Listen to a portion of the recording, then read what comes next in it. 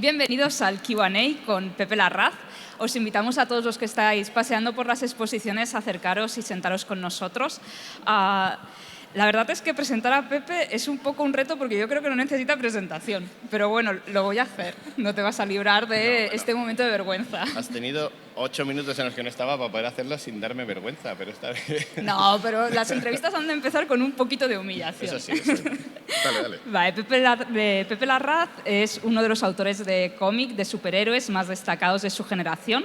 Nacido y residente en Madrid, en su biografía destaca su ya mítico trabajo en la Patrulla X y la miniserie Dinastía de 10 de Marvel Comics. Que siempre decimos de X, Dinastía de X, Sí, Dinastía de 10. Es que hay un juego curioso con la X que hizo Jonathan muy a propósito. En realidad es Dinastía de X por los mutantes y luego es Potencias de 10 por la X en romano, que también hace un poco referencia a aquel juego que hizo Morrison con Arma 10, Arma X y todo esto. ¿Has Que visto? nada, que nos lo queréis poner difícil. Bueno, yo qué sé, también es el que... Siempre hay una cosa en los cómics que es que el que sepa que lo pueda entender y el que Claro. no, que también le valga, ¿sabes? Eso también, sí. Bueno, formado en escultura en la Escuela de Arte de Palma y en Historia del Arte por la Universidad Complutense de Madrid, Pepe comenzó su carrera como artista en el terreno del fanzine, debutando como dibujante profesional hacia el 2003 y más tarde se convertiría en un asiduo de las páginas de revistas y periódicos, hasta que en 2010 da el salto al mercado estadounidense con New Avengers Luke Cage, que sería el comienzo de una meteórica carrera en Marvel. Bueno, por lo menos continuada, que eso ya es bastante. ¿Os tenéis que ir siempre lejos para conseguir el éxito que aquí cuesta tanto? Depende del tipo de trabajo que te interesa. En mi caso era el TV americano, era las series de superhéroes con Marvel y esa industria te tienes que ir allí, obviamente. O sea, por mucho que intentes emularla aquí, en realidad la industria la vas a tener allá. De hecho, todos los intentos que ha habido, ¿no?, de hacer superhéroes a la española siempre acaba siendo un poquito... Yo creo que es por, no sé, lo estoy pensando así un poco rápido y acabo de venir corriendo, con lo cual me vais a perdonar porque estoy haciendo una entrevista a 180 BPM. No pasa nada, tienes un doctor al lado. Gracias. ¿Eres doctora? Sí. Ah, qué guay. Joder, estoy súper tranquilo ahora. Hablemos de ti. ¿Cómo eres No, doctora y no. entrevistadora? No, yo creo que la cosa de intentar hacer superhéroes a la americana siendo español está condenado un poco al fracaso desde el punto de vista que tenemos que hacer superhéroes a la española siendo españoles. Quiero decir, esto es algo que yo aprendí, es una tontería, pero yo empecé a entender el thriller español, es súper snob lo que voy a decir, habiendo pasado por el thriller coreano. ¿Por qué? Porque ellos van como mucho... No intentan ser americanos. Y hay muchas veces que tú ves que hay ciertas pelis españolas que intentan hablar como los americanos, actuar como los americanos, hacerte sentir este rollo épico de los americanos que nosotros no somos. Entonces creo que hay un punto de que el superhéroe español no puede tener la épica del Capitán América, no nos lo creeríamos. O sea, sería una cosa de necesitamos que sea un poco más miserable, que nos podamos reír de él, que tenga un punto más de barrio, ¿no? Entonces eso Que yo sea creo más que no lo nuestro. podemos saltar. Claro. O sea, es la idiosincrasia de un pueblo. Al fin y al cabo, nosotros trabajamos con el mercado americano y ellos tienen este rollo de la épica, ¿no? La heroicidad, no sé qué. Nosotros es que tenemos el Quijote. A ver, era épico a su manera, Sí. a la nuestra, así un poquito. Sí, pero es pasado por la comedia. Nosotros podemos Sí. llegar a la épica pasada por la comedia. Entonces, creo que es así, no sé, lo estoy pensando así un poco... No, así un pero poco está rápido. bien. Gracias. Entonces, claro, aquí hay una disonancia muy interesante, ¿no? Porque tú ahora trabajas con personajes con los que tú te criaste, desde ese background, pues en el fondo de lo que somos, que la épica pasa por la comedia, como tú decías. Claro. ¿Cómo es ese proceso de crear esos personajes y el equilibrio entre tu visión de ellos y la visión editorial desde Estados Unidos? Bueno, cuando uno trabaja con un personaje, por ejemplo, un personaje que lleva desde los 60, como los X-Men, o desde, yo qué sé, hace muchísimo tiempo, ¿no? Yo creo que son dos vías de aproximación. Una es lo que el personaje trata de decir, el discurso de ese personaje, es el Capitán América o los X-Men, lo que trata de simbolizar, lo que la gente espera un poco de ese personaje. Y la otra es lo que uno puede aportar a ese personaje. O sea, con toda la humildad, el decir, bueno, mi paso por aquí, ¿qué es lo que yo quiero contar? ¿En qué me quiero fijar? Y esto funciona también de dos maneras, que es, por un lado, lo que tú quieres ofrecer de ese personaje y, por otro lado, lo que tú necesitas centrarte de ese personaje para creértelo tú. ¿Vale? Entonces, cada aproximación de cada autor a cada personaje tiene que ser distinta. Si no tienes nada que ofrecer, si no tienes una visión, es muy fácil que las páginas que hagas pasen muy, bueno, pues bien, páginas de relleno de un señor que dibuja o señora que dibuja más o menos bien, pero que no cuentan nada. Entonces, es interesante siempre... Yo es una cosa que repito mucho cuando hago portafolio, reviews, revisión de portafolios. A ti te contratan para que des una visión. O sea, ten claro que tienes que tener una visión, es obligatorio que la tengas. Ya sea crítica, ya sea de fan, de ¡buah! Estoy dibujando Spider-Man y estoy flipando porque estoy dibujando Spider-Man. Bueno, pues cuenta eso. O quiero transmitir una visión del Capitán América que sea diferente. O mi Thor va a estar más basado en mitos nórdicos o más... Todos esos son aspectos visuales que sí que podemos controlar y sí que podemos transmitir con ellos.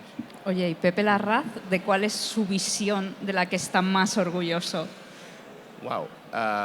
¿Ves? Este es el típico argumento que queda bien enunciado, pero luego te muerde el culo. Ya.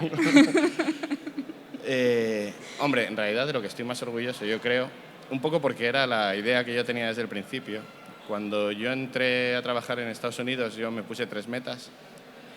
Una era trabajar en la Marvel, porque eran los cómics que yo leía de pequeño y al final uno tiende a eso, ¿no? Intentar cerrar el círculo. Quería trabajar en Los Mutantes por la misma razón. Era la serie que me gustaba de chico y lo que leía de chico. Y a la vez, y ya que vamos por otro lado, quería trabajar con Mark Millar. Bueno. Porque acababa de leer los Ultimates y estaba loquísimo por los Ultimates. Entonces dije, bueno, tengo estos 3 objetivos. Y ya este año pasado los cumplí los 3. El cómic con Mark Millar es Big Game, que lo podéis adquirir en el stand de Panini, que está allí en fondo, luego os lo firmo. Con Los Mutantes hicimos Dinastía de X, que fue una buena historia de mutantes. Y llevo en Marvel 14 años, con lo cual ya era como, pues ya está. Pues ya te retiras, ¿no? Ya está, ya lo pensé, ¿eh? O sea, lo que pasa es que tenemos una niña pequeña que tiene que seguir comiendo, con lo cual era complicado. Sí. Sí, esto es, o sea, ha sido no sabría decir si ha sido suerte, estrategia o una mezcla de ambas o simplemente caerte por la ventana y caer de pie, ¿sabes? Hombre, será muchas horas de trabajo duro, ¿no? Eso seguro. O sea, desde luego lo que hay aquí es muchas horas de estar en el banco de trabajo, remando y sacando trabajo adelante. Y eso es una cosa que eso no te lo puedes saltar. O sea, muy poca gente consigue mantenerse a flote en esto de los TVOs sin remar muy fuerte. Eso seguro. En realidad nos hemos metido en la entrevista entre medio de la presentación, así que voy a seguir con la presentación, que lo sepas. Pepe fue seleccionado en 2018 como uno de los 6 artistas del programa Young Guns de Marvel, que destaca a los mejores dibujantes emergentes de la industria del cómic americano. Supongo que este reconocimiento fue muy importante para todo lo que vino después. Sí, desde luego sí. Sobre todo... Lo mismo, vuelve a funcionar a 2 niveles. A nivel personal, supone un espaldarazo para lo que estás haciendo, que Marvel te diga, oye, tú, eres de los buenos, venga, ven aquí, ponte aquí en el foco, nos gusta lo que haces. Y es muy importante esto a nivel personal, porque me parece... Es una profesión muy solitaria, lo comentamos mucho. Estamos sentados, estamos en casa, estamos viendo series, mientras trabajamos, a ver, esto lo hacemos todos. Pero es una profesión en la que estás muy expuesto, en la que cualquier crítica te llega directamente, ¿no? Y ahora más con las redes sociales. O sea, te sientes completamente comprometido a nivel autoestima con lo que estás haciendo y es muy difícil muchas veces separar hacer un mal trabajo de lo estoy haciendo todo mal, ¿sabes? Esa cascada de horror, ¿no? La autoestima de los dibujantes es la cosa más volátil que existe. Entonces, a ese nivel funciona muy bien. Y también yo creo que a nivel industria, es una industria, la americana, en la que los guionistas permanecen mucho más tiempo en los títulos que los dibujantes, porque se tarda menos en escribir un guión que en dibujarlo. Claro. Entonces, normalmente suele estar muy centrada en que sean los guionistas los que llevan el peso de la historia, los que llevan la reputación de la serie, ¿no? Los X-Men de Hickman, los X-Men de Dugan o el Spider-Man de Straczynski. ¿Quién lo dibujó? Bueno, pues un montón de gente, ¿no? Claro. Entonces, atraer la atención sobre la parte artística también dice mucho de la industria, ¿no? También dice mucho de reequilibrar esa balanza que muchas veces se inclina demasiado simplemente por una cuestión práctica a favor del guionista, ¿no? Sí, eso es una cosa de las que la crítica yo creo que tenemos que hacer un trabajo más consciente, ¿no? De intentar... Es muy fácil hablar del guión y es muy difícil hablar del dibujo cuando no eres dibujante y no tienes conocimientos. Claro. Y eso es pequeña reflexión para los que estamos por aquí, que de vez en cuando hacemos cositas de crítica y divulgación, que hay que fijarse un poquito más en el dibujo. La idea de los Q&As es que vosotros también hagáis preguntas, así que seguro que hay alguien que quiere aprovechar para preguntar algo a Pepe Larraz, pero yo no doy muchas oportunidades, así que levantad la mano, os sigo yo. De momento... Ahí. ¿Seguro? Vale. ¿Qué tal? Te viene el micro, porque Mira, si mira, no en el mira. streaming no lo escucharán. Yo mientras me voy así... Una toalla, para esto. Tengo una toallita de perros. Mira, sí, me la compré en Japón. Es decir, los japoneses son sabios, tío. Como allí hace mucho calor, tienen toallitas monas para esto. ¿Cuál sería tu, bueno, en este caso cuando te tocó dibujar ahorita Bloodhound, como que fue tu mood board para, bueno, ¿en qué te inspiraste para toda esta primera número? Ajá. Porque lo vi muy cinematográfico, sobre todo la viñeta del camión me encantó, fue como, wow, está impresionante y el desenfoque y todo. ¿Cuál fue tu mood board como para construir todo este nuevo mundo como vampírico, lleno de acción y sangre? Es curioso que lo menciones porque es verdad que cuando uno empieza un proyecto, en cómic americano, especialmente en series Marvel, sueles tener bastante poco tiempo para habituarte a un proyecto. No es como en un álbum francés, o no sé si esto se hará igual en Japón, pero suelen tener un tiempo de experimentación, de encontrar el que va a ser el tono, ¿no? o la gráfica de este proyecto. Y yo en realidad no tuve tanto, tuve a lo mejor un par de semanas, que además estaba como en convenciones y tal. Recuerdo que el guión me llegó estando en un autobús yendo de Londres a Portsmouth, y ahí me lo leí, en el autobús. Entonces, te pilla donde te pilla. Esto también me ha pasado varias veces. O sea, leerme guiones en aviones y en sitios estrambóticos me ha pasado varias veces. Entonces, tienes poco tiempo. Entonces, muchas veces vas descubriendo cómo funciona la historia o el tono que quieres meterle durante las páginas, ¿no? Empiezas a dibujar, empiezas a hacer algunos bocetos, empiezas a ver y se te van ocurriendo ideas, ¿no? En plan de, bueno, voy por aquí, voy por allá. Yo suelo hacer una búsqueda creativa un poco para diseños, para la estética que quiero encontrar, un poco, le llamo la búsqueda creativa, es básicamente meterte en Pinterest y meterte ideas en la cabeza de lo que luego ya vas a hacer tú una criba y te vas a quedar y vas a transformar en tu propio rollo todo eso que has recibido, ¿no? Entonces es una búsqueda sin freno, esto es de 200 pestañas abiertas del navegador de esto, y esto, y esto, y esto, vale, esto puede molar para luego, esto puede, vale. Y luego la mitad no lo usas o el 90% no lo usas, pero te lanzan direcciones que a priori sería muy difícil activar simplemente por me siento en una terraza y me vienen las ideas, ¿no? Entonces en ese sentido creo que está muy bien. Hice un curso de doméstica hace muy poco de creatividad también, lo daba Kikwo Johnson, Kikwo Johnson, es un dibujante hawaiano estupendo, y me hizo gracia ver que él es portadista del New Yorker, y me hizo gracia ver que él hacía exactamente lo mismo. Bueno. O sea, él se metía, cuando tenía que tratar un sujeto de una portada, metía el objeto que le daban y buscaba lo que ya se había hecho, para ver si coincidía, cuánto coincidía, por dónde no iba a tirar porque ya se había hecho, por dónde, y ver un poco las avenidas que quedaban por explorar, ¿no? Entonces es muy interesante esta búsqueda también. Es muy interesante en realidad que acabas de dar a entender que el proceso de formación no se acaba nunca, sigues formándote. Claro. Es que eso es lo mejor que tiene el cómic en realidad. O sea, si hubiéramos acabado de formarnos y solo fuera una máquina de producir páginas, apaga y vámonos. Yo creo que es el momento en el que ya dices, es que no tengo nada que traer aquí, es mejor que pruebe otra cosa, ¿no? Había una pregunta por aquí. Sí. Bueno, iba a hacer un primar. Sí. Hay otra cosa que también utilizo que me parece muy chula y es música. Me parece muy importante encontrar la música, encontrar cómo suena este cómic o cómo suena este proyecto. Entonces me hago playlist, que a veces las pongo públicas y a veces, si me da mucha vergüenza, no las pongo públicas en Spotify, que lo sepáis.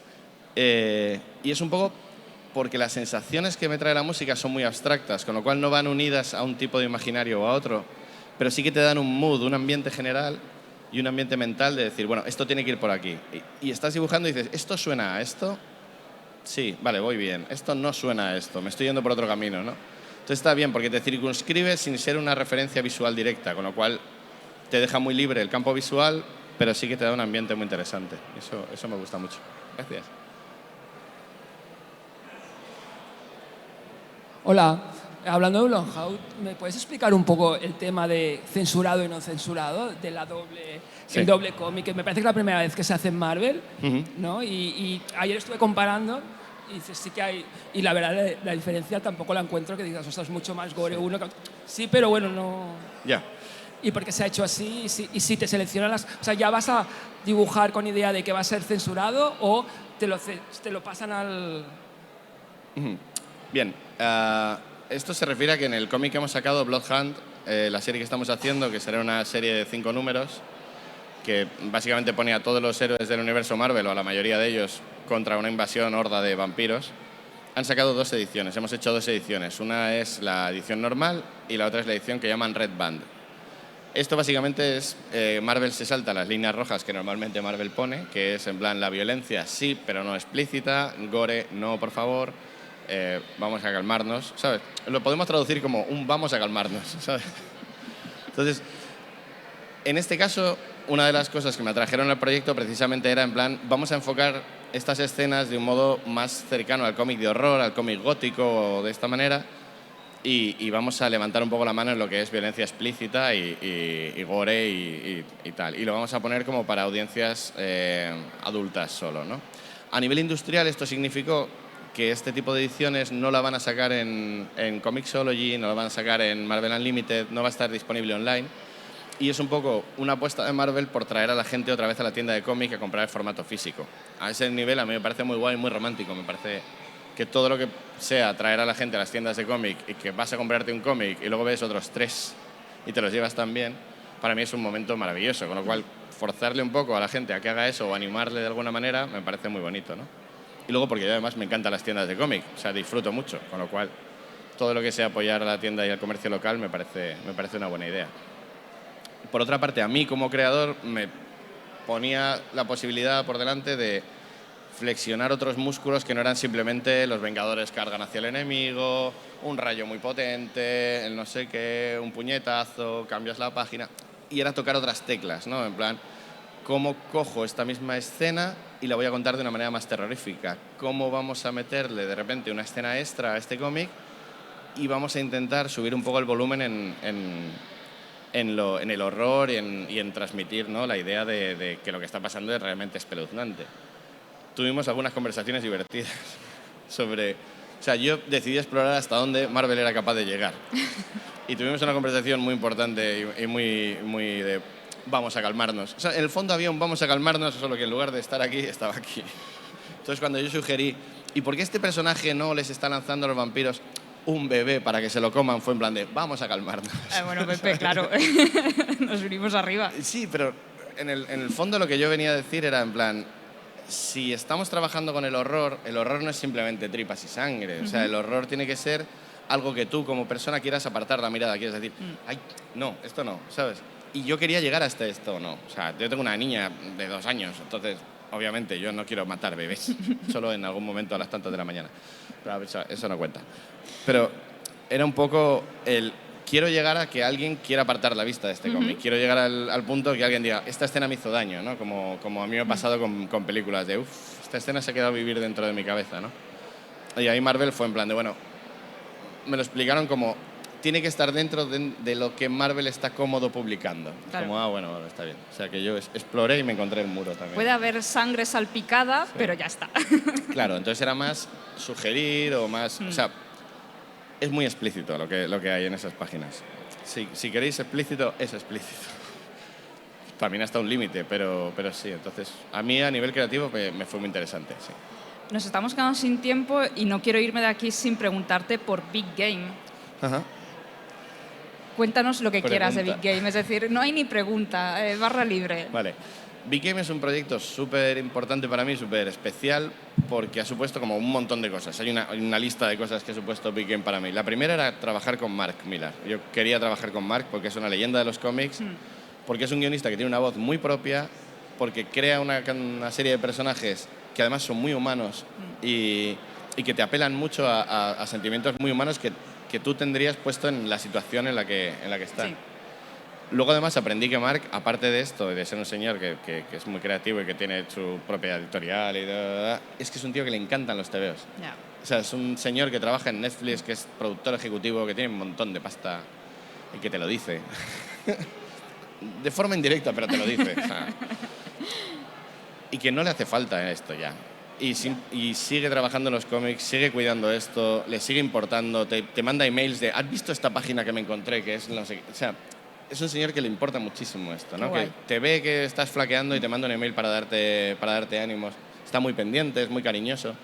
Y la verdad que me encontré una persona, y sé que luego tiene muchas cosas que dice en Twitter y la gente le pone muy verde, pero mi experiencia con él ha sido que es un señor muy, muy, muy simpático, muy, muy, muy majo, y me lo he pasado muy bien trabajando con él, ¿no?